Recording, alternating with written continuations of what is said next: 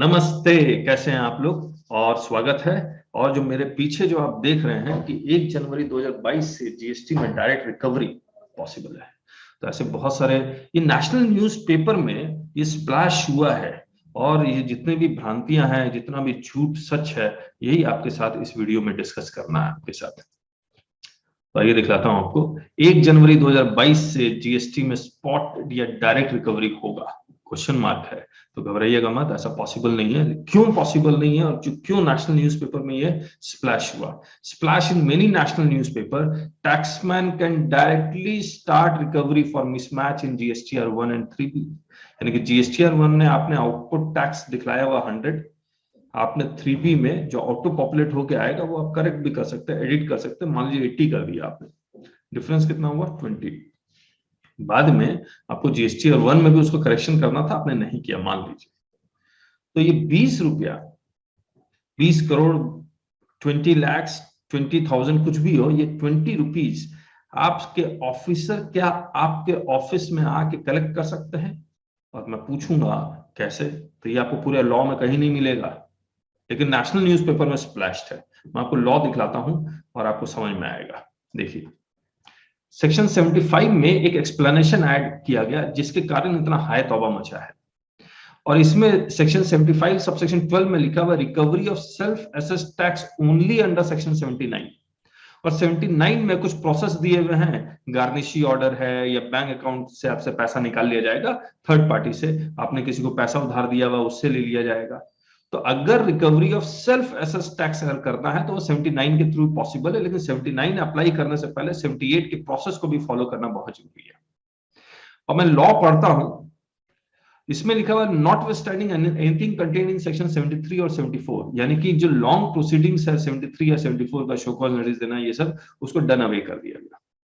इसका मतलब ये नहीं है कि असेसमेंट नहीं होगा, हो सकता है आपका असेसमेंट का जो चैप्टर है उसमें असेसमेंट हो गई हो, तो 73 और 74 के सेक्शन को फॉलो करना जरूरी नहीं है। Where any amount of self assessed tax in accordance with return furnished under section 39 remains unpaid. और 39 में जो आज के डेट में रिटर्न जा रहा है वो सिर्फ 3B है। पूरा 3B के अकॉर्डिंग अगर सेल्फ असेस्ड टैक्स रह गया है तो either wholly or partly or any amount of interest payable on such tax remains unpaid, the same shall be recovered under the provisions of section 79। सिर्फ अगर आप इसको पढ़ते हैं तो 3B में मान लीजिए आपने आउटपुट टैक्स 100 दिखलाया है, क्या और 3B आप भरते वक्त आपने उसको 80 कर दिया, 100 दिखलाया 80 कर दिया, तो 3B तो जमा ही नहीं होगा। जब जमा ही नहीं होगा तो इसका मतलब ये हो गया कि 3B में, सिर्फ 3B को अगर देखें तो सेल्फ असेस्ड टैक्स जो भी होगा, यानी कि अगर 80 दिखलाया तो 80 जमा होगा, 100 दिखलाया तो 100 जमा होगा, तो मिसमैच का तो कोई मतलब ही नहीं बनता है। सेल्फ असेस्ड टैक्स का मिसमैच तो तब होगा जब मैं लेवाई के सेक्शंस को चेक करूंगा सेक्शन 9 में, इसमें आपने मान लीजिए कोई सप्लाई जो टैक्सेबल सप्लाई है उसको एग्जाम सप्लाई में दिखला दिया, तो उस एग्जाम सप्लाई को मैं टैक्सेबल बना के ऑब्वियसली शोकॉज नोटिस ये सब देना पड़ेगा आपको, आपसे अपॉर्चुनिटी ऑफ बीइंग हर्ड देना पड़ेगा, तभी तो होगा। लेकिन हाँ, इंटरेस्ट मैक्सिमम लोग नहीं देते, तो इंटरेस्ट मांग सकते हैं। The same shall be recovered under the provisions of section 79। अब यहां पर जो मैंने आपको बताया सेल्फ असेस्ड टैक्स, अगर सिर्फ सेक्शन 3B देखें तो सेल्फ असेस्ड टैक्स कुछ भी नहीं होगा, हमेशा जीरो होगा, अगर सिर्फ फॉर्म देखें। बाकी कारण से सेल्फ असेस्ड टैक्स पॉजिटिव आ सकता है, लेकिन और मिसमैच के कारण नहीं आ सकता।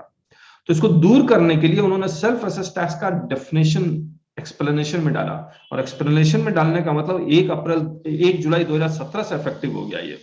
For the purposes of this subsection the expression self assessed tax, हमने यहाँ लिखा एंड एडमिटेड, ये मैं बाद में डिस्कस करूंगा एंड एडमिटेड का मतलब क्या होता है। Self assessed tax shall include the tax payable in details of outward supply furnished under section 37 यानी कि GSTR 1, but not included in the return furnished under section 39, और जीएसटीआर 3B में इंक्लूडेड नहीं है। इसका मतलब मिसमैच हो गया। अगर मिसमैच है, ये डिफरेंस है, तो ये रिकवरी करेंगे अंडर सेक्शन 79, लेकिन अंडर सेक्शन 79 को रिकवरी करने से पहले they will follow the process of section 78। Recovery proceeding start करेंगे तो 78 में आपको नोटिस तो देंगे, एक ऑर्डर तो पास करेंगे। Any amount payable by a taxable person in pursuance of an order pass under this act, और ये ऑर्डर किस सेक्शन में पास होगा? All assessment and adjudication. तो अगर असेसमेंट हुआ तो ऑर्डर पास होगा कि पहले आपका लायबिलिटी डिटरमाइन होगा, उसके बाद ही रिकवरी प्रोसीडिंग स्टार्ट होगा। Shall be paid by such person within a period of 3 months from the date of service of such order. इसका मतलब कि जैसे ही मिसमैच है वैसे ही आपके घर में कोई नहीं आने वाला। मिसमैच को पहले डिटरमाइन करेगा, आपके साथ reasonable opportunity of being heard देगा, आपको समझाना होगा किस कारण से ये मिसमैच है। अगर वो कारण सही है तो कोई दिक्कत नहीं है और शो कॉज नोटिस ड्रॉप हो जाएगा, नहीं तो वो ऑर्डर पास कर देंगे। वो ऑर्डर पास करने के बाद वो आपको 3 महीने का समय देंगे, तभी जाके आपका रिकवरी प्रोसीडिंग शुरू होगा।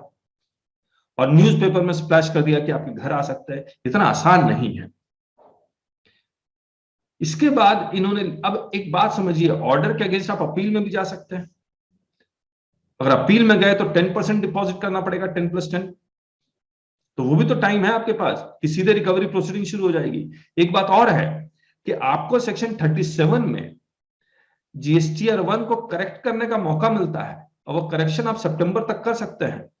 तो any registered person who has furnished the details under subsection 1 for any tax period and which have remained unmatched under section 42 43, तो अनमैचिंग का तो कॉन्सेप्ट ही नहीं है, आप खुद ब खुद डिस्कवर कर रहे हैं। Shall upon discovery of any error or omission therein rectify such error or omission in such manner as may be prescribed and shall pay the tax and interest in any case, provided that no rectification of error or omission in respect of the details furnished under subsection 1 shall be allowed after furnishing of the return under section 39 for the month of September following the end of the financial year। तो अगर अप्रैल का mismatch है और officer आ जाता है जून में ही, तो मैं ऑफिसर को सेक्शन 37 दिखलाऊंगा, सर ऐसा है कि अभी तो रिटर्न को मैं करेक्शन करूंगा, मुझे और भी कुछ पता करना है और मेरे को टाइम है सितंबर तक, यार आप पहले ही आ गए। तो इसका मतलब ये हो गया कि अगर there is a mismatch between GSTR 1 and 3B और जीएसटीआर 1 सितंबर तक करेक्ट नहीं होता है नेक्स्ट फाइनेंशियल ईयर तक, उसके बाद ही तो रिकवरी प्रोसीडिंग शुरू होगी, कि पहले ही पहुंच जाएंगे वो। अब देखिए क्या हमने एक छोटा सा एग्जांपल लिया है, क्लरिकल एरर होता है। जीएसटीआर 1 में मुझे जो आउटपुट टैक्स दिखलाना था वो 1099 दिखलाना था, लेकिन मैंने गलती से 10099 दिखला दिया। लेकिन 3B में मैंने 1099 दिखला के पे भी कर दिया। तो ये जो एक्स्ट्रा अमाउंट मैंने दिखलाया है, देयर इज नो सप्लाई, लेकिन क्लरिकल एरर हो गए, 17-18 में बहुत हुए हैं, करेक्शन का मौका नहीं मिला। 3B में तो कर दिया, और मैं एनुअल रिटर्न में भी करेक्शन नहीं हो पाया, ऑडिट ये मिस्टेक डिस्कवर नहीं कर पाया कि जीएसटीआर 1 में ये गलती है, और हमारी कंपनी के every internal machine failed to discover there is a mistake in GSTR 1। और वो 17-18 केस है, आज हम 21-22 में है या 22-23 में है। तो क्या ये रिकवरी प्रोसीडिंग मेरे अगेंस्ट शुरू हो जाएगा? मैं ऑफिसर को बोलूंगा, सर आप किस बेसिस पे मेरा रिकवरी प्रोसीडिंग शुरू कर रहे हैं? और 17-18 में तो पहले 3B फाइल होता था, उसके बाद 1 फाइल होता था। सप्लाई ही नहीं है, सेक्शन 9 का कंडीशन को सेटिस्फाई नहीं कर रहा, ये तो क्लरिकल एरर है। तो obviously officer show cause notice देगा, उसके बाद ही तो पॉसिबल है। Can recovery proceeding possible? No, since there is no levy as per section 9 and as per article 265 no tax can be levied except by authority of law। लेवाई बिना लेवाई के लिए तो possible ही नहीं है। ये जब न्यूज़पेपर में स्प्लैश हुआ तो सीबीआईसी ने ट्वीट करना शुरू किया, the registered person declares his outward supply in GSTR 1 and is required to discharge his tax. अच्छा, पहले मिस्टर प्रियदास ने कहा कि new provision from Jan 1 GST official to make surprise recovery which is Business Standard का आर्टिकल, that's the most draconian one, cruel, merciless. उसके बाद CBIC ने 1/4 यानी कि पहला रिप्लाई दिया कि the registered person declares his outward supplies in GSTR 1 and is required to discharge his tax liability through 3B. The recipient is able to avail ITC on supplies declared by supplier in his GSTR 1 and respect of which tax has been paid. CBIC basically ये कहना चाह रही है कि ये हम supplier के ऊपर कठोरता इसलिए दिखला रहे हैं ताकि रिसिपिएंट ये नहीं कहे कि मुझे क्या पता सप्लायर ने टैक्स दिया या नहीं दिया, मेरा टैक्स उसने जमा करवाया या नहीं करवाया। तो उनको फोर्स करने के लिए ये है। लेकिन आगे पढ़िए, Explanation added in section 75 subsection 12 of the CGST Act, White Finance Act 2021, is to clarify that tax on self-declared supplies by registered person in GSTR1, which has been not paid through 3B, will be considered as a self-assessed and admitted liability and can be recovered. And can be recovered, लेकिन recovery immediate नहीं है, वो सारे process उसको follow करने पड़ेंगे.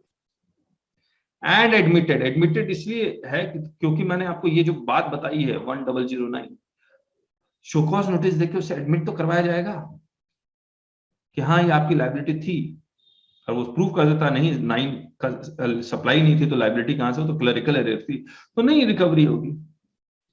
This amendment is meant to impart payment discipline in the system and to facilitate recipient of supply to avail ITC in a timely manner. तो ये फोर्स करेगा कि GSTR1 टाइम पे फाइल हो, यानी कि डराने वाला है ये एक्सप्लेनेशन.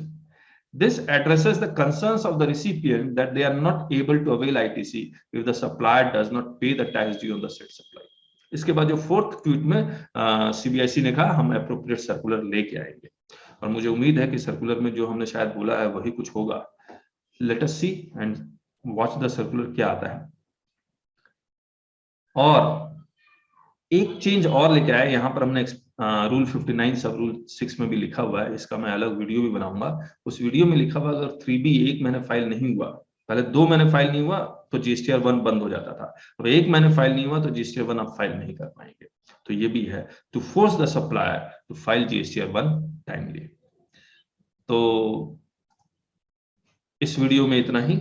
मुझे उम्मीद है कि आपको ये वीडियो पसंद आया होगा, लेकिन मैं आपको एक बात बता देता हूँ कि अगर आप जीएसटी वाकई में अच्छा GST, real GST, in depth GST, practical oriented, industry oriented GST सीखना चाहते हैं तो सिर्फ और सिर्फ हमारा कोर्स ही है जो आपको सिखला सकता है, क्योंकि हम लोग हर एक section, rules, forms, case laws उसको इंटरलिंक करके बताते हैं.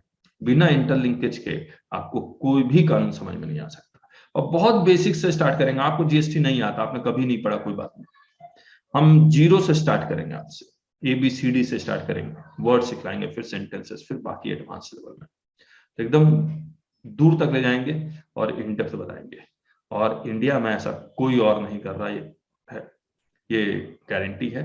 200+ आवर्स के कोर्स है हमारा, और सिर्फ आपसे लॉ की बात करेंगे, इधर उधर की बातें नहीं करेंगे. जो रिलेवेंट होगा वही बात करेंगे. इसके बाद वाले वीडियो में आपको नजर आएगा कि आप कैसे वो कोर्स खरीद सकते हैं. So thank you so much. Bye-bye. तो ये हमारी वेबसाइट है taxbykk.com. इसके नीचे में हमने learn in depth and industry oriented GST with us, GST certificate course with CSKK Agarwal, flagship and most popular course. और इसमें अगर आप देखेंगे तो इस GST certificate course is specially designed for accountant in practice, lawyer, CA in practice, CAs in practice, CMA in practice, CEO, CFO and others. This course is very in-depth and industry-oriented.